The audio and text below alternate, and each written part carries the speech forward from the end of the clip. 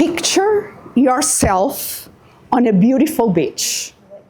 Yes. You are there, right at the water's edge, listening to the soothing rhythm of the waves, maybe feeling a gentle breeze. As you inhale, fresh air fills your lungs, and the sun warms your skin just right.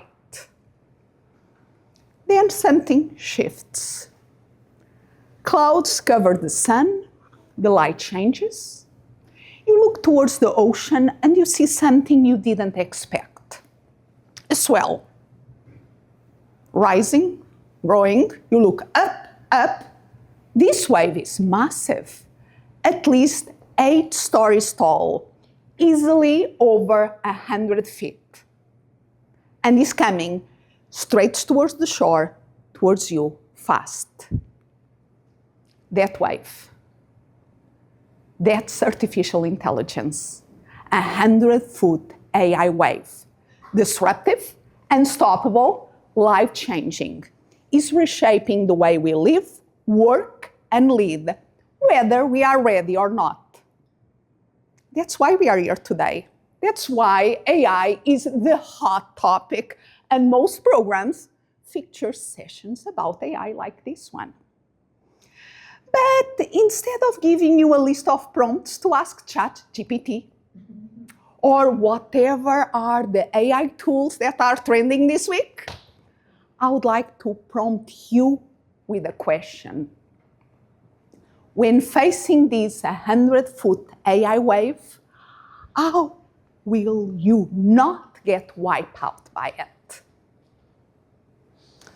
Let me ask you another question.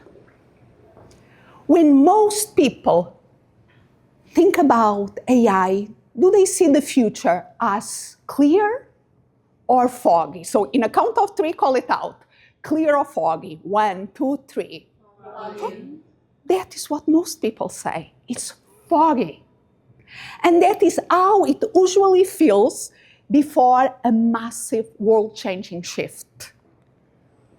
AI will be more profound than every other human invention, including electricity, the internet, and fire.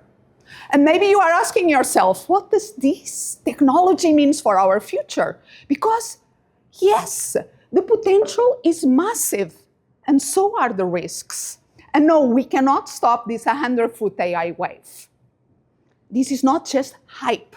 This is global. The US and China are in a full-on race for AI dominance. But just because we cannot stop it doesn't mean that we are powerless. History has shown us that with every great innovation of technology, think printing press, electricity, even nuclear energy, we have faced both uncertainty and possibility. And we are still here, enjoying our drinks.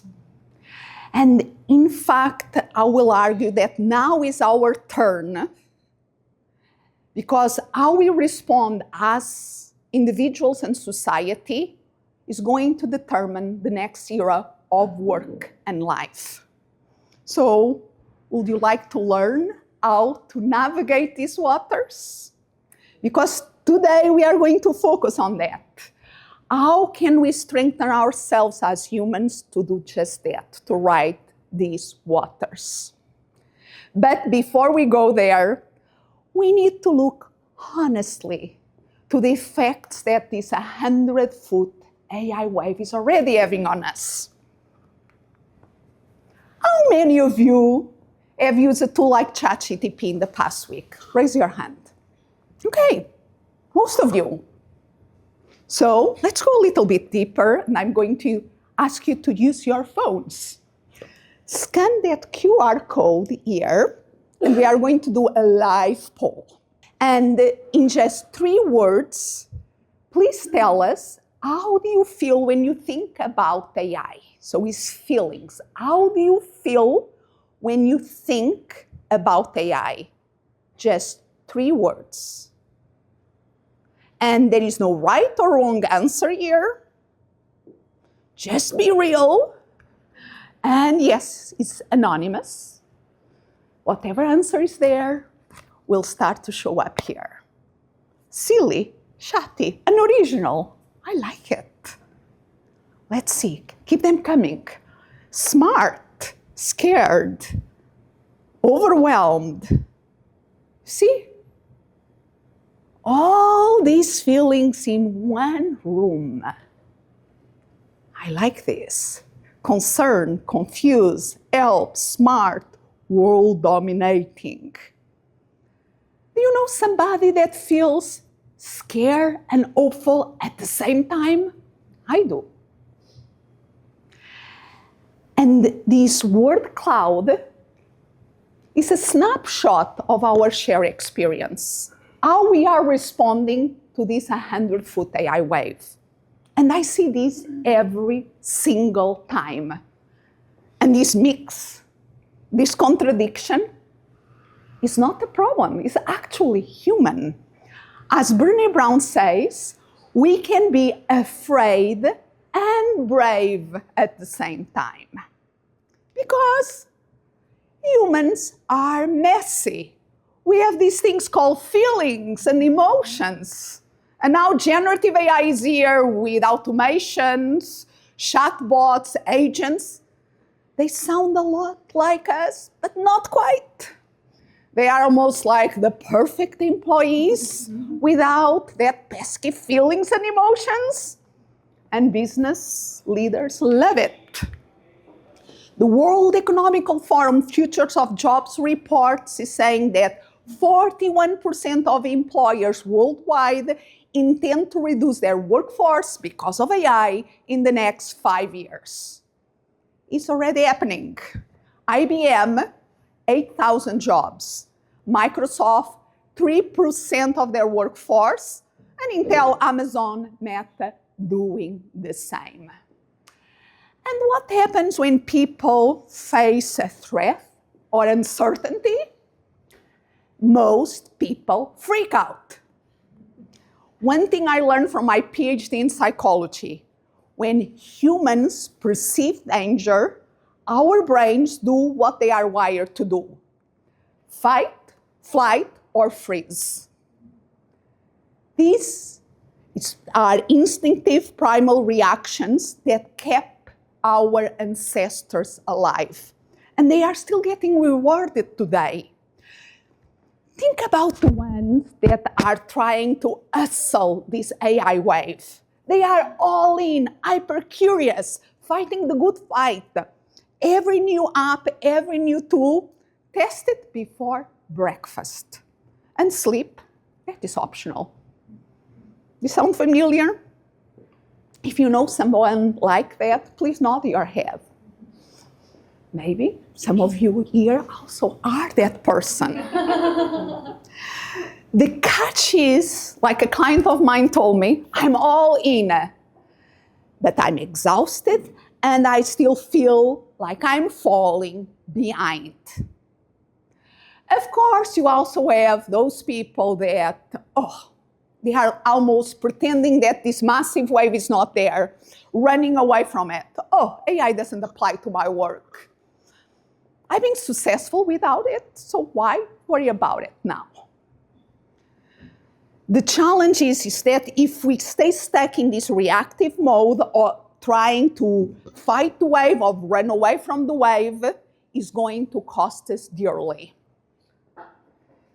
Let's do an experiment here together. Again, I'm going to ask you to use your phone and Google, so go to your browser and Google just these 3 words and then look to the autocomplete suggestions that show up. Just Google, why am I?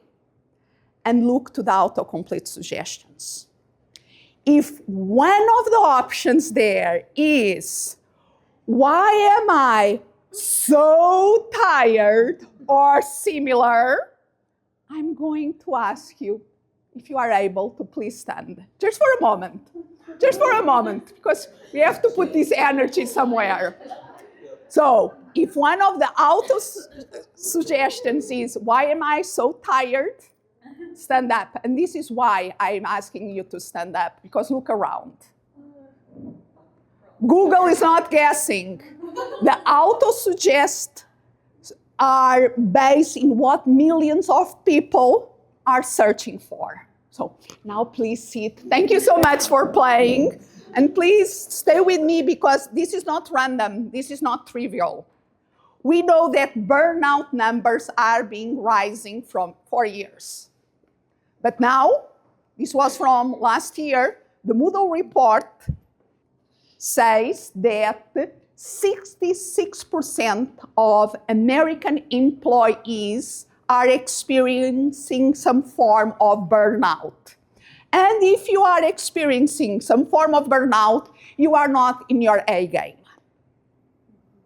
We also know, according to the Gallup State of the Global Workplace report, that in the United States and Canada, only 31% of employees are engaged. And burnout and engagement are not two separate problems. They are really two sides of the same coin. And let me explain you what I mean by that. If you imagine two axes, the vertical axis there represents energy, from exhausted to fully energized. Then the horizontal axis represents connection, from cynicism, who cares, to on purpose. If you look to this quadrant here, the cynicism, they don't care, and they are exhausted, that is the full burnout. Then you have this zone here that are exhausted, but still on purpose. There are the overextended. Keep pushing and pushing until you break. Then you have the other zone there that they are, who cares, but they still have energy. We call them the disengaged. Doing the minimum, why bother to go the extra mile? And then notice something that is very, very important here.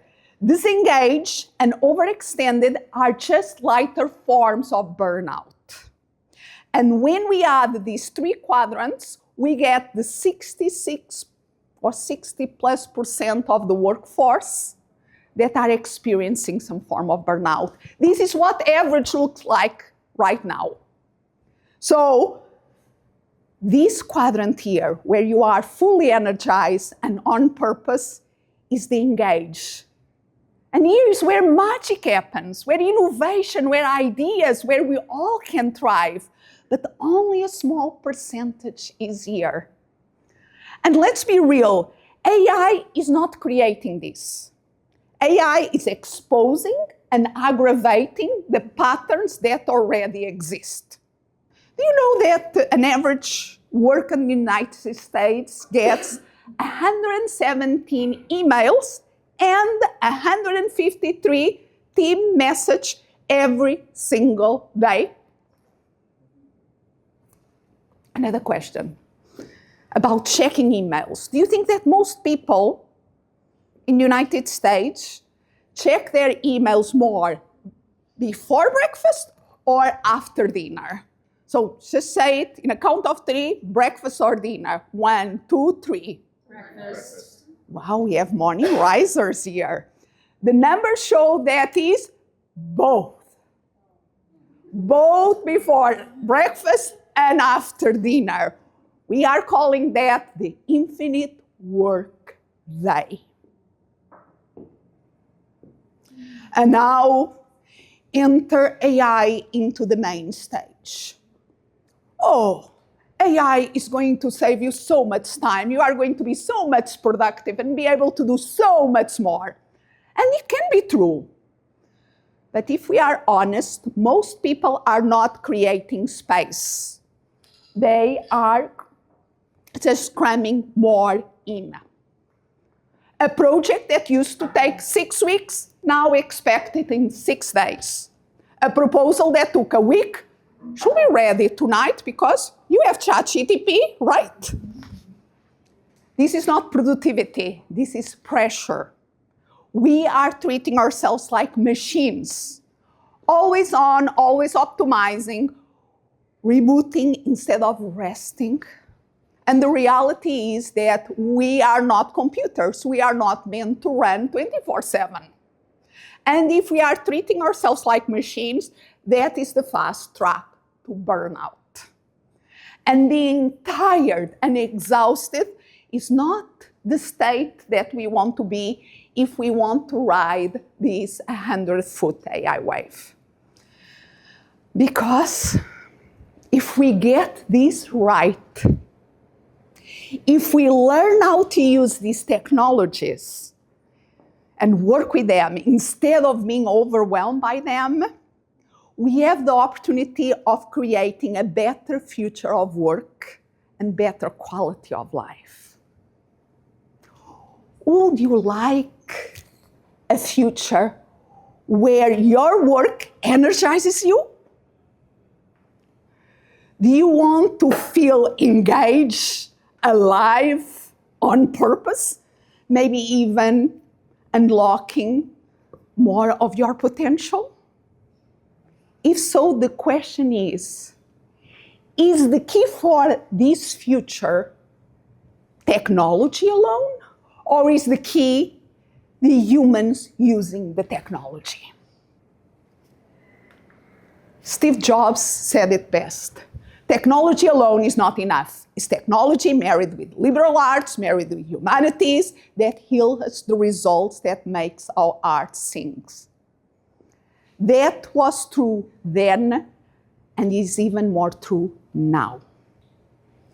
This 100-foot AI wave is powerful and is going to accelerate us in whatever direction we are pointing. So, if we are overwhelmed, it will accelerate our overwhelm. If we are grounded, clear, and intentional, will accelerate our leadership. That is the reality. And technology is beautiful when it works, and not so nice when it doesn't work. So if AI and all these technologies are accelerating us, if we are overwhelmed, accelerates overwhelm. If we are grounded, can accelerate our leadership.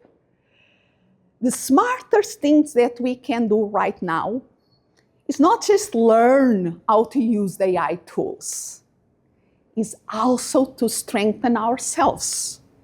Because the best way to tap into the AI potential is to strengthen the human who is riding the wave, because it's possible to ride this type of waves. I'm originally from Portugal, and not very far away from where I was born, there is this town called Nazaré. Nazaré nowadays is world famous for big wave surfing. And I know that when most people think about surfing, they are thinking about the California or Hawaii with a surfboard, riding a wave, just him and the endless ocean. Big wave surfing is a totally different game. See some heads nodding. You see that? That's the surfer. Can you even see him? The goal is to ride a 100-foot wave.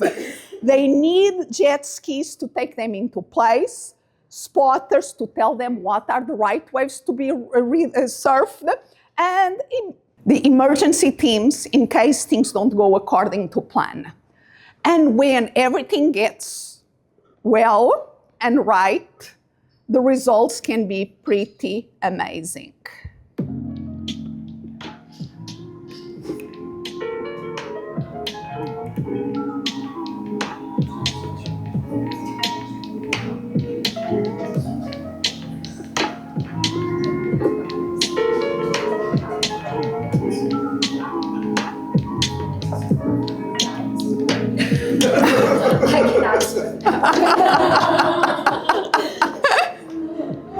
It's so pretty though. Yep.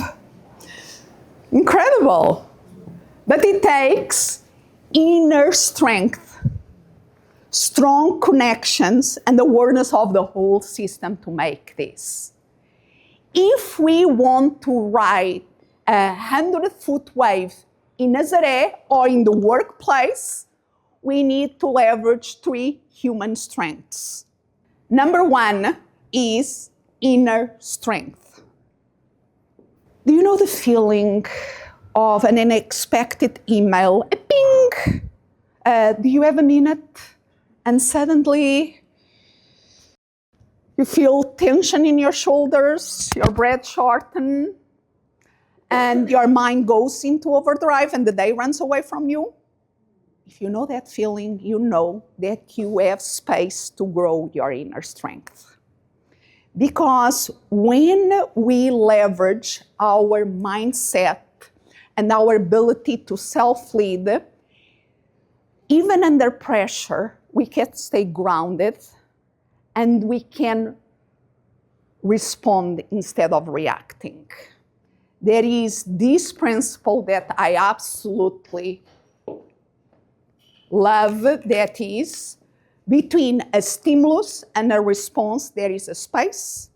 In that space is our power to choose our response. In our response lies our growth and our freedom.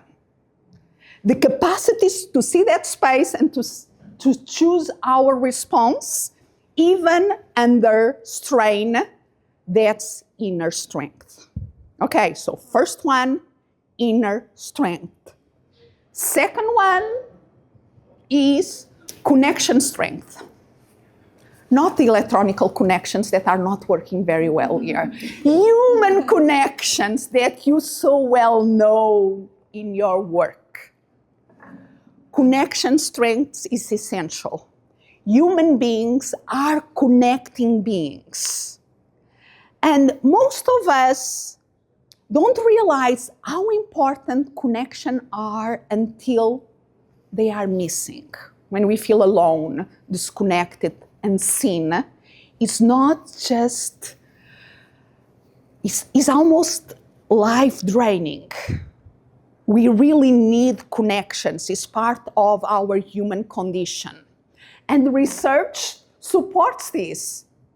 There is a very interesting study from the Harvard University that didn't start in the 2000s, didn't start in the 1980s, it started in 1938, that shows that all the research, all the numbers, they see that relationships, strong connections is the better thing to determine if people are resilient, if people are healthy, and if people are successful.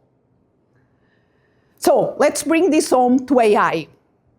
When facing the 100-foot AI wave, would you rather be alone or with the right team? Call it out.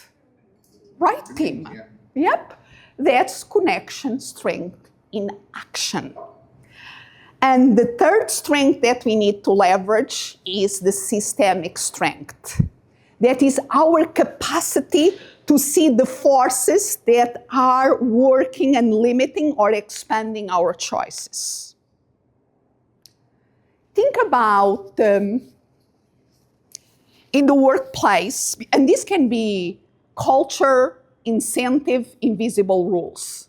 In the workplace, most workplaces, speed is reward. Being always on is praise. Pausing is seen as lazy.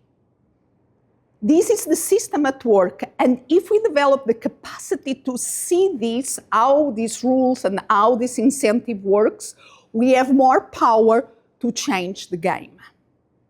And this is really important for us to learn, because if you think about the big wave surfers, they do not fight the wave because they will lose.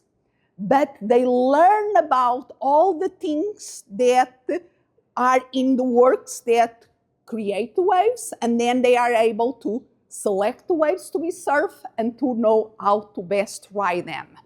And we have to really develop this systemic strength to be able to see in the AI wave what are the currents, what are the possibilities, and what is the best way that we have to ride this wave. And all these three strengths are important. But without inner strength, under stress, connections collapse and the system runs us. So that is why the rest of our time here, we are going to be focused on the inner strength, because that is something that we can start working right here, right now, even without leaving our seats. Okay, inner strength. Think about again that surfers of the big waves. Do you think that they need to be in peak shape or just average? 1, 2, 3, call it out. Peak. If we want to ride the 100-foot AI wave, we need to be in peak mental shape too. Average might have worked before, but today we need to be in peak shape. Remember this matrix? Disengage, burnout, overextended, that is what average. We need to be in the engage. If you want to be fully energized on purpose, engage, that's peak performance. And most of us, unfortunately, are overperforming under strain. That is the reality, but we can change that. And I know this area very, very well. I was running a very successful business, producing the results, but behind the scenes, working long hours, sleeping less than 5 hours a night, always on, always pushing. You know, the Energizer bunny, that pink bunny with the little drum of the battery commercials. I was going and going and going, outlasting everybody else. And I was so proud of it. Until January 4, 2016. That was the day that I was diagnosed with a rare form of breast cancer with a 5-year survival rate of just 40%. I survived, I'm here. Cancer took me to the mat a couple more times, multiple rounds of chemo, radiation, surgeries. But 10 years later, I'm here, still standing, tall and strong. And I have learned a couple of important lessons and the power of one question that even today keeps me grounded. This is from one of my favorite poets, Mary Oliver. Tell me, what is it you plan to do with your one wild and precious life? What is really important to you? Yes, being productive and efficient is awesome. I love it. But is that the reason why we get up out of bed in the morning? How about the grass under our feet, or the wind in your hair, or our families, our legacy? It's really important to know why we are doing what we are doing, because if we want to produce work less hours and produce better results, see patterns that others miss, be able to set boundaries without feeling guilt, and taking care of ourselves, we need to understand that one of the principles of peak performance is not pushing harder. It is really determine what is important for us, how we want to show up, even under pressure. And we can do this. And the good news is that this being in peak performance, peak mental shape, is not a personality trait that you have it or not have it. It's something that we can choose day after day, and we have a ton of information on how to do this. And you don't need a life-threatening illness to do just that. You can do it in a fun way. Because I know we are busy. We don't have time to spend hours in personal development. So you can have a slice of pie. That is one quick way for you to remember pie, P-I-E, that can help you in this. P is for pause. think about when AI is accelerating everything, including stress and overwhelm, our default mode is just reacting.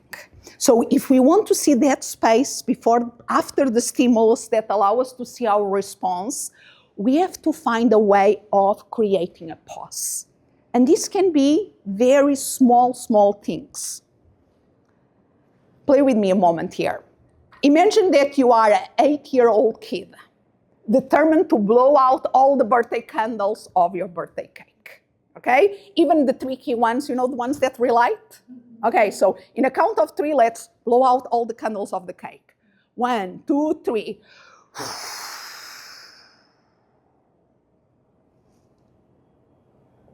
Notice what happens.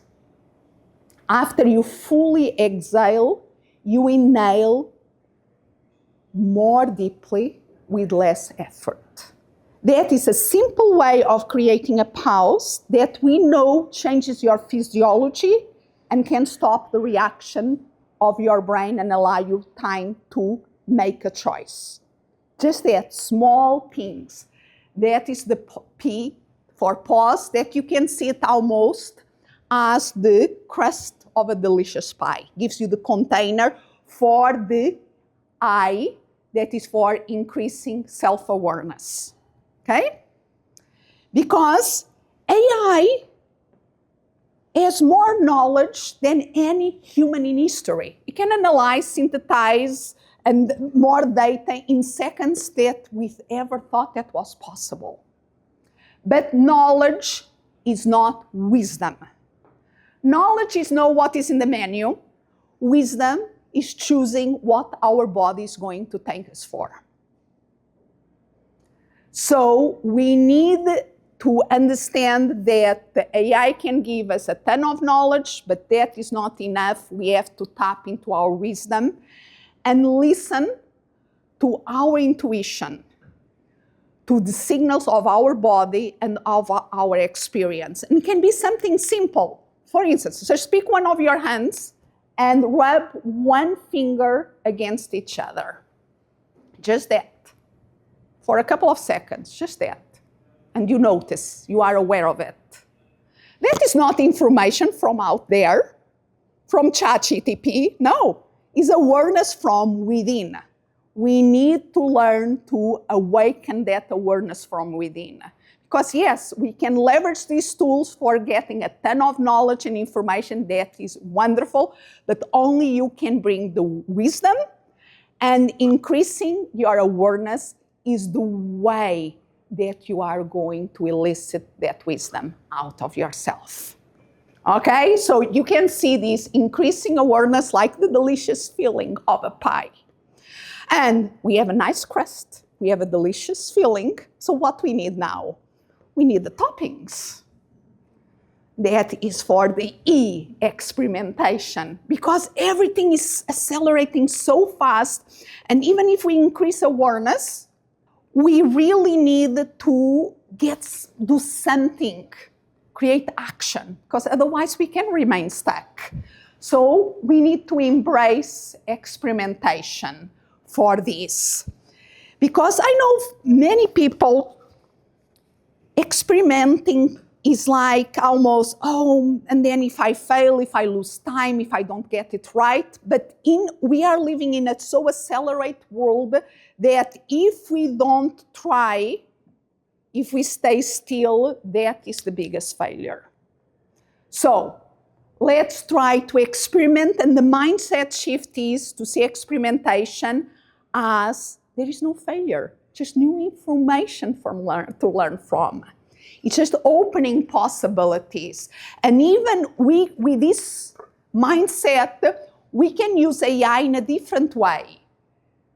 Most of us are using AI as an answer machine, but we can learn how to use AI as a laboratory to test things, to see what's possible, instead of just playing it safe. For instance, you can ask AI to stress test your assumptions, to reveal what you are not seeing, to expand how you frame the problem. This is a different way of using these tools that can expand what's possible. It's more than producing content and getting the right answer, but can give you more important information, and you can learn a lot about the potential of these tools and learn about yourself too in the way. So, summarizing, pause is to creating that space that gives you the opportunity to create awareness that allows you to make choices based in wisdom, and allows you also to experiment, to try new things, and you can make this as something that is fun, that allows you to be more efficient, more productive, and enjoy the journey. But this is not a one and done. This is a process. That is why I have developed some resources that if you scan this QR code and answer a couple of questions, then afterwards, after this session, I can send you those resources, and then we can tie up this with a bow in just 1 minute. But I will give you, because I know that if we leave this for our to-do list, we'll never get done, because our to-do list will always outlive us. And now, let's come back to the wave to finish. If we get this right, imagine what is possible. Yes, we cannot stop this 100-foot AI wave, but we don't need to be overwhelmed by it or facing it alone. And if we leverage our human strengths, our inner strength to stay centered, our connection strength to collaborate, and our systemic strength to see the system and to change the rules of the game, we can do amazing things. The wave will be still 100 feet tall, but we will know how to ride it. Because the best way to tap into the AI's potential is to strengthen the human who's riding the wave. That's our human advantage. Thank you very much.